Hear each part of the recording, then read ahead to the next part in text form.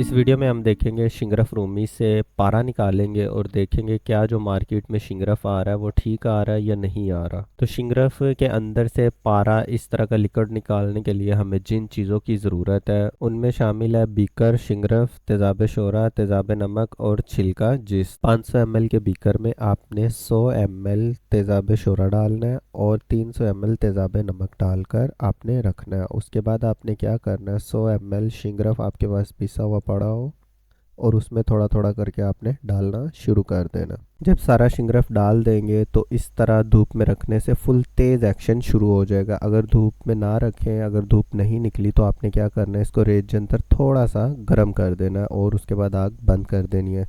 इस तरह बहुत ही तेज़ एक्शन शुरू हो जाएगा। जब एक्शन ख़त्म होगा तो इस तरह शीशे की राड से आप इसको शेक करेंगे तो गंधक जो है वो बिल्कुल इस तरह मोम की तरह आपको अलहदा मिलेगी। उसके बाद आपने इसको रख देना क्योंकि अभी बीकर गर्म है, इसीलिए गंधक अंदर मेल्ट है। ये गंधक शिंगरफ के अंदर से निकली है और शिंगरफ दो चीज़ों का मरकब होता है, पारे और गंधक का।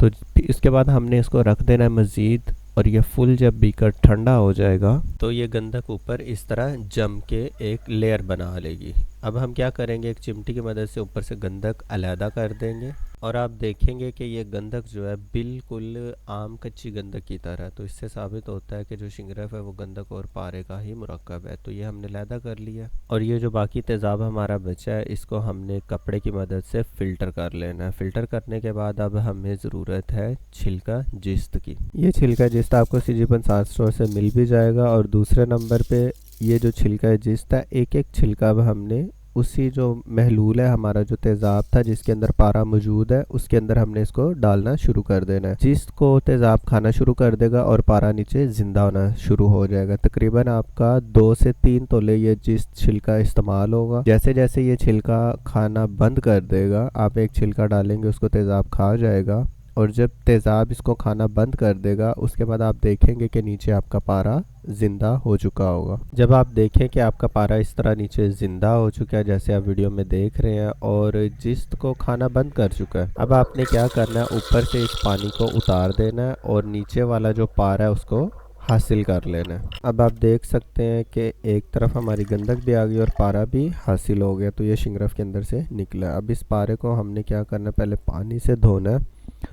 पानी से धोने के बाद वो पानी भी हमने ज़ाया कर देना है। अब चूंकि हमें डाउट है कि जो हमारा पारा है इसमें जिस्त का कुछ मिक्सचर शामिल हो सकता है, तो उस जिस्त को खारिज करने के लिए हमें क्या चाहिए, एक बीकर में ये हम पारा डालेंगे और पारा डालने के बाद अब हमने इसको तेज़ाब नमक से भर देना। तेज़ाब नमक जो होता है वो सिर्फ़ और सिर्फ जिस्त को अपने अंदर डिज़ोल्व कर लेता है।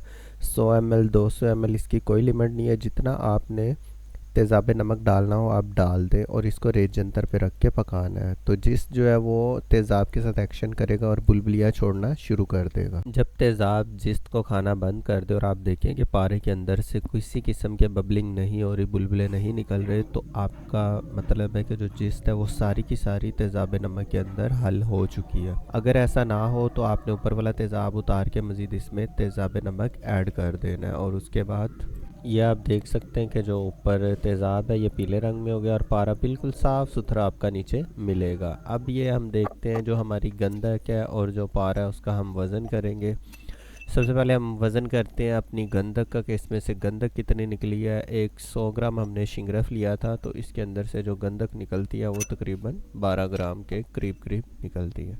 अब हम वज़न करते हैं अपने पारे का, तो ये हम ऊपर एक बाउल रख के इसको ज़ीरो कर देंगे और ये हमारा पारा है जो कि हमने शिंगरफ के अंदर से निकाला है और ये तकरीबन निकला है 75 ग्राम। 70 से 75 ग्राम इजीली आपका ये पारा निकलेगा और ये बिल्कुल 99% प्योर है।